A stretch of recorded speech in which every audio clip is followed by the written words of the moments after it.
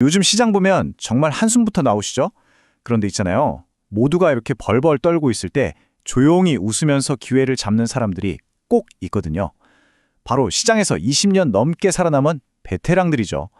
과연 이 사람들은 지금 이 혼돈 속에서 뭘 보고 또 어떻게 돈을 버는지 오늘 그 비밀스러운 전략을 한번 탈탈 털어보겠습니다. 이런 공포의 구간에서는 언제나 기회가 있었습니다. 어떠세요? 이 말이 좀 와닿으시나요? 모두가 망했다 하면서 주식을 막 집어 던질 때 진짜 선수들은요, 바로 이런 순간을 기다립니다. 이게 뭐 그냥 존버하면 이긴다 이런 희망회로가 아니에요. 닷컴 버블, 금융위기, 코로나 쇼크까지 제가 겪어온 지난 20년 동안 정말 피로 증명된 시장의 법칙 같은 겁니다. 최근 우리 시장은 정말 뭐랄까 살얼음판 그 자체였죠. 중동에서 터진 지정학적 리스크, 이게 외부에서 온 펀치였다면 투자자들 마음속에 있던 그 극심한 공포 있잖아요. 이게 내부에서부터 무너진 거죠. 밖에서도 때리고 안에서도 무너지니까 정말 속수무책으로 다 무너져 내리더라고요. 네, 맞아요. 마이너스 7.2%. 이게 하루 만에 벌어진 일이라는 게 믿기시나요? 코로나 팬데믹 때 그 난리 이후로는 정말 단 한 번도 보지 못했던 그런 충격적인 숫자였어요. 오죽했으면 시장이 너무 급락하니까 거래를 강제로 깍 멈춰버리는 사이드카까지 발동됐겠어요. 이 모든 일이 정말 눈 깜짝할 사이에 벌어졌습니다. 단 몇 시간 만에요. 자, 보세요. 첫 번째, 갑자기 중동에서 심상치 않은 뉴스가 터져 나옵니다. 그리고 두 번째, 장이 열리자마자 기다렸다는 듯이 그냥 막 집어 던지는 거예요. 투매가 쏟아진 거죠. 그리고 마지막, 결국엔 시장 전체가 멈춰서는 바로 그 사이드카까지. 정말 공포라는 게 어떻게 시장을 집어삼키는지 우리가 그걸 그냥 실시간으로 본 겁니다. 자, 그럼 바로 이 지점에서 우리가 질문을 하나 던져봐야 합니다. 남들이 전부 다 공포에 질려서 던질 때 나도 같이 던져야 되는 걸까요? 아니면 이 아수라장 속에서 오히려 조용히 미소 짓고 있는 그 사람들 편에 서야 하는 걸까요?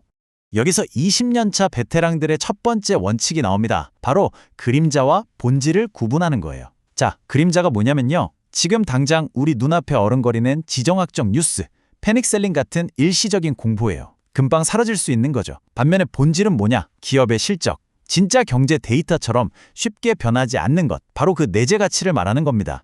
근데 진짜 재밌는 게 뭔지 아세요? 시장이 온통 이 공포라는 그림자에 벌벌 떨고 있는 바로 그 순간에 세상의 본질은 오히려 더 단단해지고 있었다는 거예요. 이게 무슨 말이냐면 예를 들어서 미국 제조업 경기를 보여주는 ISM 지표라는 게 있거든요. 이게 예상보다 훨씬 어닝 서프라이즈 수준으로 잘 나왔어요.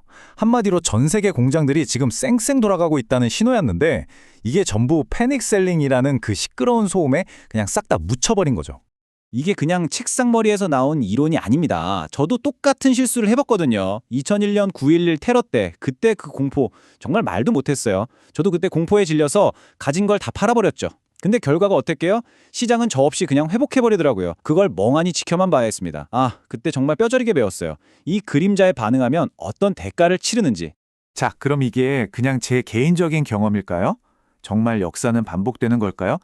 과거 데이터를 보면 이 공포를 이겨내고 본질에 투자하라는 전략이 진짜 맞았는지 한번 직접 확인해 보시죠. 데이터는 거짓말을 안 하니까요. 자, 이 표를 한번 보세요. 데이터는 정말 놀라울 정도로 아주 일관된 패턴을 보여줍니다. 2010년 이후에 시장이 너무 급락해서 이 사이드카가 발동된 게 총 8번 있었거든요.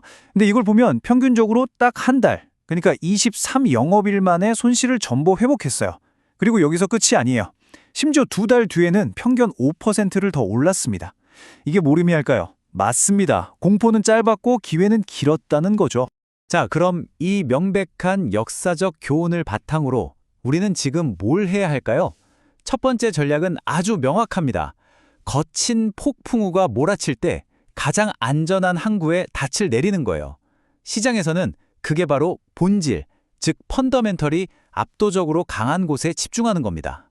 이 데이터를 한번 보세요. 정말 압도적입니다. 지난 3개월 동안 시장이 이렇게 시끄럽고 걱정이 많았는데도 불구하고 반도체 섹터의 이익 전망치는 무려 126%나 급등했어요. 126%요? 시장 전체 분위기랑은 완전히 다른 그냥 그들만의 세상이 펼쳐지고 있었던 거죠. 바로 이겁니다. 이게 핵심이에요. 시장이 공포에 빠져서 막 집어던지는 그 투매가 역설적으로 이렇게 강력한 이익 성장 스토리를 가진 그야말로 우량한 자산을 오히려 박앤셀 가격에 살 수 있는 절호의 기회를 만들어준다는 겁니다. 자, 좋습니다. 이렇게 가장 단단한 곳에 닻을 내렸다면 이제 조금 더 용기를 내서 한 걸음 더 나아가 볼까요? 이건 조금 더 고수들을 위한 전략인데요. 바로 두 번째, 모두가 외면하는 곳. 그림자가 가장 짙게 깔린 곳에서 본질의 변화를 남들보다 먼저 포착하는 그런 역발상 투자입니다. 모두가 부정적으로 보고 있기 때문에 저는 오히려 반대로 생각한다. 이게 바로 역발상 투자의 정수죠. 지금 시장에서 모두가 고개를 절레절레 젓는 섹터 뭐가 있을까요? 네, 맞아요. 건설주 같은 곳이 바로 그 예시가 될 수 있습니다. 물론 이건 느낌으로 하는 투자가 절대 아닙니다. 철저하게 팩트에 기반한 분석이죠. 자, 하나씩 볼까요? 첫째, 밸류에이션. PBR이 0.2배, 0.3배 수준이에요. 이게 무슨 뜻이냐면 지금 당장 회사가 망해서 가진 자산을 다 팔아도 지금 주가보다 3배에서 5배는 더 돌려받는다는 소리예요. 말도 안 되는 저평가죠. 둘째, 이익 전망.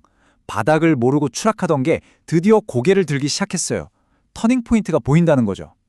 셋째, 가격 인상 가능성. 원자재 가격이 오르고 있는데 이건 곧 제품 가격 인상으로 이어질 거라는 강력한 신호입니다. 여기에 정부 정책 지원이나 중국 경기 반등 같은 플러스 알파 요인까지 붙고 있고요. 결국 이 모든 전략은 딱 하나의 투자 철학으로 이어집니다. 우리는 미래 주가를 맞히는 신이 아니잖아요. 그런 신의 영역에 도전하는 게 아니라 지금 우리 눈앞에 드러난 본질이라는 데이터에 어떻게 현명하게 대응할 것인가. 바로 이 대응을 통해 승률을 높여나가는 것. 저는 이게 바로 투자의 본질이라고 생각합니다. 자, 그럼 이제 진짜 실전이죠. 구체적으로 어떻게 행동해야 할까요? 복잡하게 생각할 거 없습니다. 딱 세 가지만 기억하세요. 첫째, 현금을 확보하세요. 이런 장에서 최고의 주식은 바로 현금입니다. 기회가 왔을 때 쏠 수 있는 총알이 있어야죠. 둘째, 절대 빚내서 투자하지 마세요. 이런 공포장에서 가장 먼저 시장에서 퇴출당하는 사람이 누군지 아세요? 바로 레버리지 쓴 사람입니다. 마지막 셋째, 제발 바닥 잡으려고 하지 마세요. 그건 신도 못합니다. 그냥 상황을 보면서 여러 번에 나눠 사면서 리스크를 관리하는 겁니다.